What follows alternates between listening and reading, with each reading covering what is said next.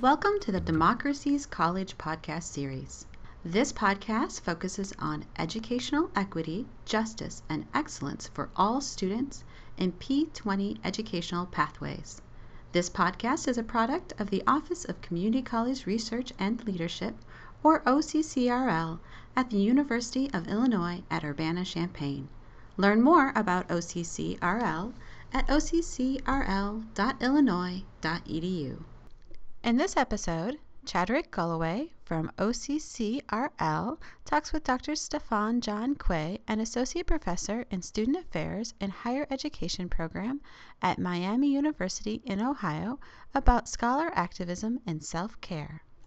A great deal of your scholarly work has explored student identity, development, engagement across diverse learners in higher education. In particular, the experiences of students of color and fostering inclusion on a predominantly white campus cuts across your research. Do you feel there has been a greater alignment between institutional rhetoric on commitment to diversity and the lived realities of students of color? I'd say yes and no. I definitely think we are in an era where more institutions are thinking that they need to do a better job of not only espousing diversity and inclusion values, but actually enacting them. So I think of my own campus, Miami University, where we have a diversity mission statement, but I think for many students, they're wondering, what does that look like in practice? And we have a new president who I think is trying to concretize some of those ideals, but I think it often still feels a lot like rhetoric for students, because we know that the outcomes among students of color in particular are different than that of their white peers. We see that they're having different experiences with campus climates that are still oppressive towards their identities.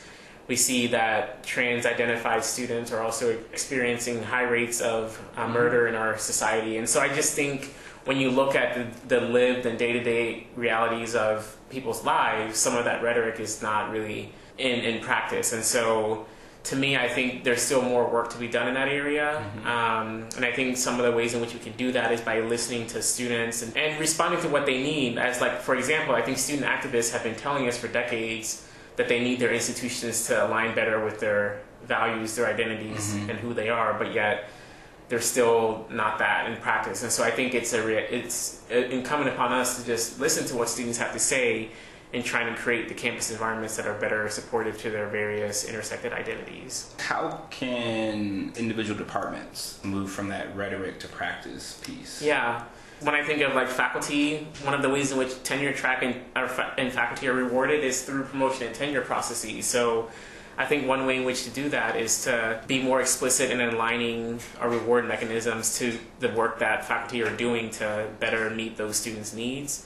So for me, I think rewarding in better ways would help with some of that. So to me, that's one important way in which to do that. And then I also think about our curriculum in our classrooms, aligning our practices with the readings that we choose. Are we looking at readings from people of color and other minoritized identities?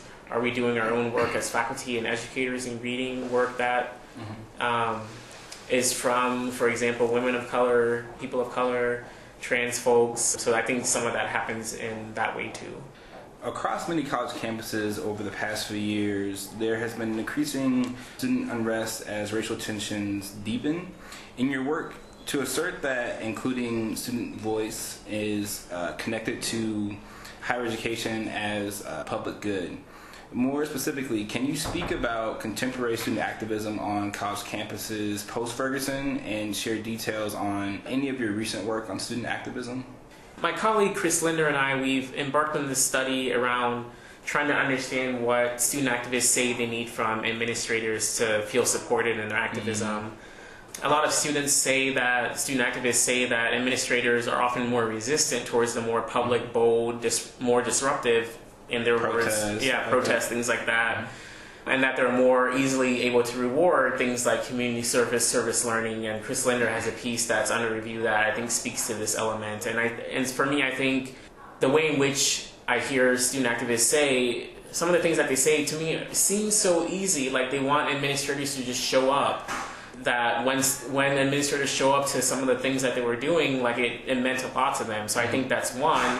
And I also just think getting out of the way, not creating red tape or bureaucratic processes that stand in the way of what student activists are trying to do, to me is another thing. And then I think we have to look at like the identities of these activists. So on the one hand, and I mentioned this in my talk earlier, you have Black student activists, and then you have sexual violence prevention activists who are doing both engage in activism, but often are moving in parallel movements. And to what extent do they intersect and cross in the work that they do? And I understand that history has largely excluded people of color from sexual violence activism, so I know why it happens. And at the same time, Chris and I are interested in understanding like what is the intersection between these two movements, and are there ways that they can connect to be able to like build more coalitions that can tackle the intersected issues that they're addressing jointly. So in your first response, you stated that faculty and admin need to do a better job of listening to students on college campuses. In terms of activism, do you feel student activists and like what their wants and needs and their form of activism is different, or I guess how is it different than like what the administrators or the faculty members may want or code as activism? Student activists have created these lists of demands for administrators. I mean, one of the things that resonates most with me that they've created is this need for having more counselors of color, for example.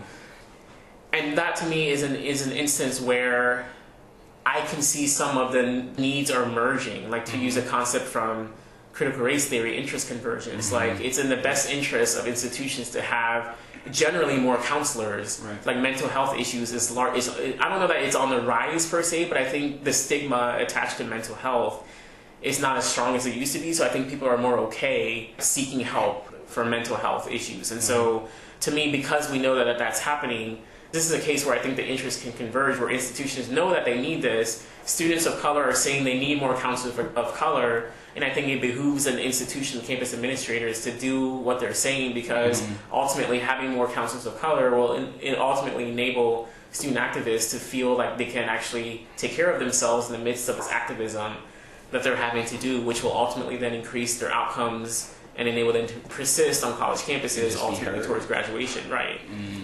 Thank you. So we're going to shift gears just a little bit, but not too much. So one of my areas of research are intergroup dialogues. Your research in this area has noted this is like a very nuanced area, especially as white students respond differently to these discussions when facilitated by members of their own race. As such, what do you consider the best strategies for preparing dialogues along racial realities? And why is it critical for white faculty to learn how to facilitate exchanges about race among learners in their course? The reality is that students are coming to our campuses with the need to engage these issues. Like our world is such that there's a lot of pain and hurt that's happening in our society, and so students need the space to process that. And I think we often, as dialogue facilitators or faculty, we underestimate, I think, the level of preparation that is needed to engage these dialogues. Like, I can't tell you how many of my colleagues say, like, I have no idea what to do when a student brings up the topic of race or transphobia or Islamophobia. Like, they're so woefully unprepared, and it's because we're not trained as faculty to teach. Like, we're trained as researchers. And so, for me, some of the things that I've learned from my research that's important to preparing is one, like doing our own work in this area, like reflecting on our identities, our subordinated identities, our dominant identities, the areas in which we experience privilege and marginalization, and thinking about how who we are influences our ability to facilitate these dialogues. Thinking of the readings that we use in our courses, who are the authors, what identities do they hold, structuring racial caucus groups or caucus groups of other identities that there are times when people need to be in community and space with people who identify similarly as them before you bring them across different dialogues. And then also thinking about our stories and how our stories are intimately connected to what we're experiencing in the dialogue space. Like, more often than not, white students are not going to see their place in racial dialogues because they've been socialized to think they don't have a race. And so we have to do some work to help them see that white is a race, and that what is their role in these dialogues. And that's why I think it's important to link to the second part of your question. why white faculty in particular need to facilitate these dialogues, because they're able to connect with white students in a way that people of color can't. And it also helps remove some of the extra labor and the onus that is placed upon people of color for being the ones to engage issues of diversity. So by white folks doing it, I think they're able to talk about whiteness and race in ways that white students hear because they share a similar race as them. So to me, that's why it's also important that they participate. So as the new president of the American College Personnel Association, during your March convention, you recently unveiled a strategic initiative on racial justice. ACPA has long been known as an association that values social justice, even has the tagline of social justice educators. Can you share more about the new strategic initiative on racial justice in terms of next steps? Yeah, so I mean, for me, one of the biggest next steps is in collaboration with ASH, the Association for the Study of Higher Education, President Sean Harper, we're offering a racial justice presidential symposium in September, where I think will be one of the first ways in which to unveil and make some of these steps around the strategic imperative on racial justice concrete and tangible. So that'll be a space in which to do that. I've had conversations with Sean too, as well as having some healing and self-care sort of like work during this session, during this symposium as well. So to me, that's like one immediate next step. I also just think, as far as next steps goes, one thing that I think is important is that it's important that people know that we're choosing to focus on racial justice at this time in our association because race matters and because we're centering the experiences of people of color at the intersections of their other identities. Because we believe strongly in the importance of that people of color need their voice and their stories to be centered, and that it's okay to focus on that. And doesn't mean that other identities don't also matter at the same time. But I think inherently when you choose to focus on something and prioritize it, the backlash is that, well, what about X, Y, and Z? And the reality is, like, to me, it's not an either or, it's a both and. That we can center certain people from right now and also still continue to do the work in other areas too. So to me, that's like another immediate step, is like knowing that we're centering these people of color's experiences and then also trying to figure out what it is that they need, what it is that we need in order to like feel like we can live as full members in our bodies. So to me, that's like another place. And then lastly, I would say, like, I think thinking about our members and our governing board and what their needs and skill sets are around engaging in racial justice. You know, as members of society, I think race is one of those topics that we still struggle to talk about openly. There's a lot of fear, hesitancy around it. And so I think we're going to have to do some work around like helping people understand what their role is in this. Where do they see racial justice fitting into their day-to-day work? And then how do they develop in this area? And I think to me, it's not like I think sometimes we focus a lot on like skill development when in reality, like we need to focus on like who we are as people and like doing our own work and understanding the ways in which we're limited and might perpetuate the very systems we try to dismantle. So I think some of that self-work is also going to be critical in this imperative. I guess I'm just intrigued, and I don't know if you have the answer to this question, but I guess how do we get people to do that self-work? You know, we come to the convention, you know, once a year. There might be other many things that go on in between there. So in between times of convention of this year to next year to the year after that, and focusing on racial justice, right? How do we get people to do, I guess, that critical self-work at their home institutions? Yeah. I mean, I don't know. I mean, the reality is, like, they need to be motivated to do it. I mean, I think people invest time in things they care about. So if I'm somebody who, as a cisgender man, I don't think a lot about gender, part of my responsibility is to do my own work in that area, which means not relying upon women, for example, to tell me about gender. But there's a lot of readings at my fingertips that I can read myself and learn about, and then show up in places and engage. And so I think part of that has to be, you have to be motivated to do that own work, or that own self-work.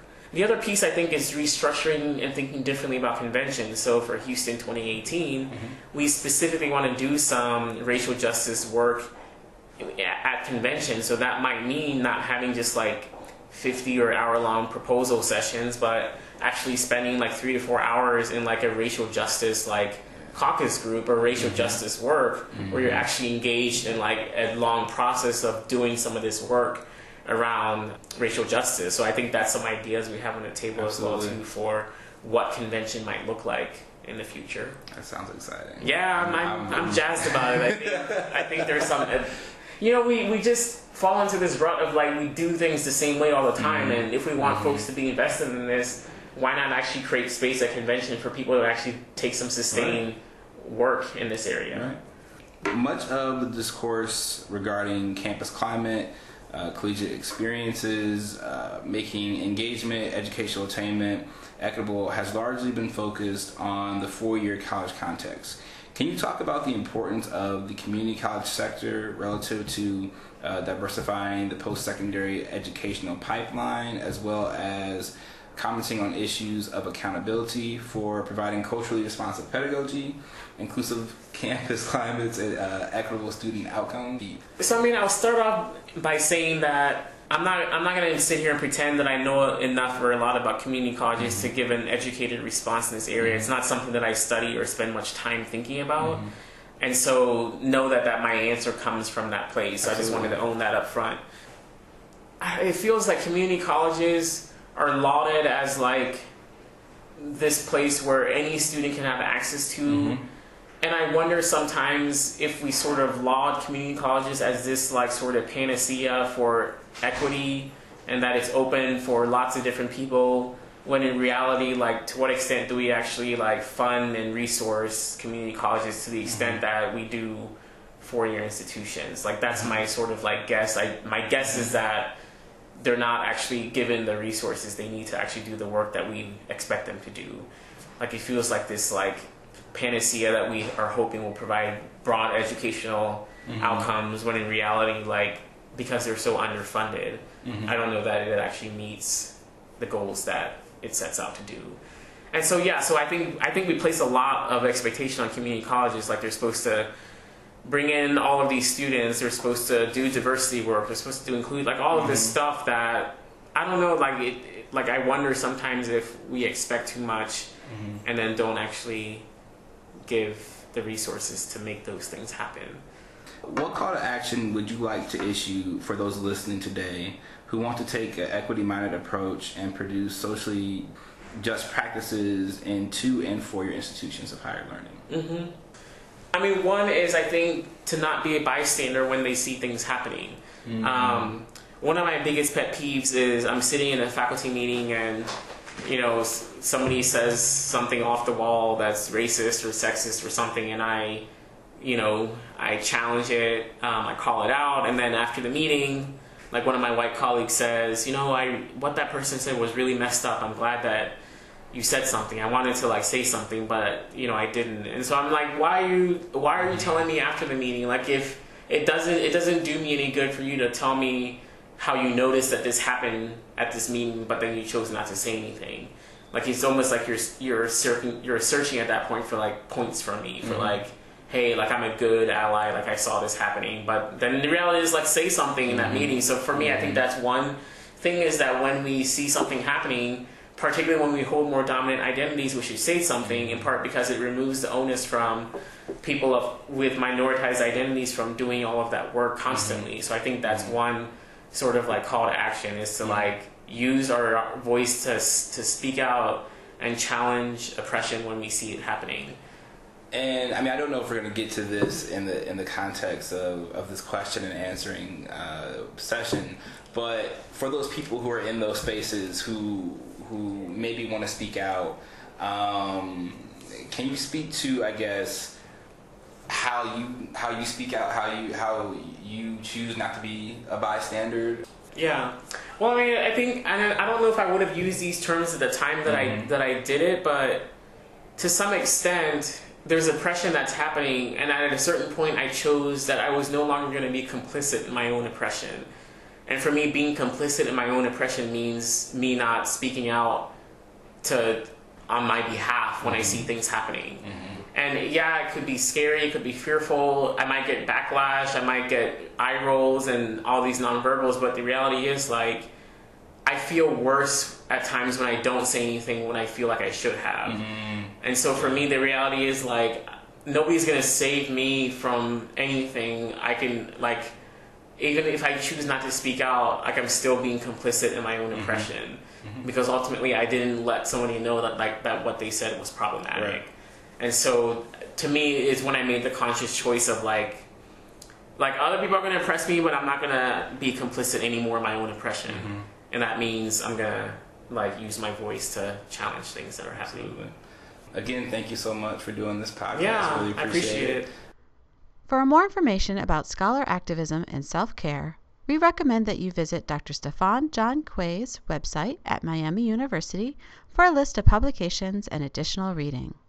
For more podcasts, links to today's recommended resources, or to share your comments and suggestions, visit occrl.illinois.edu/democracy or send them via Twitter at OCCRL. Tune in next month when Dr. Angele Welton from OCCRL talks with Dr. Linda Tillman from the University of North Carolina at Chapel Hill about cultivating the gifts and talents of faculty of color. Background music for this podcast is provided by DubLab. Thank you for listening and for your contribution to educational equity, justice, and excellence for all students.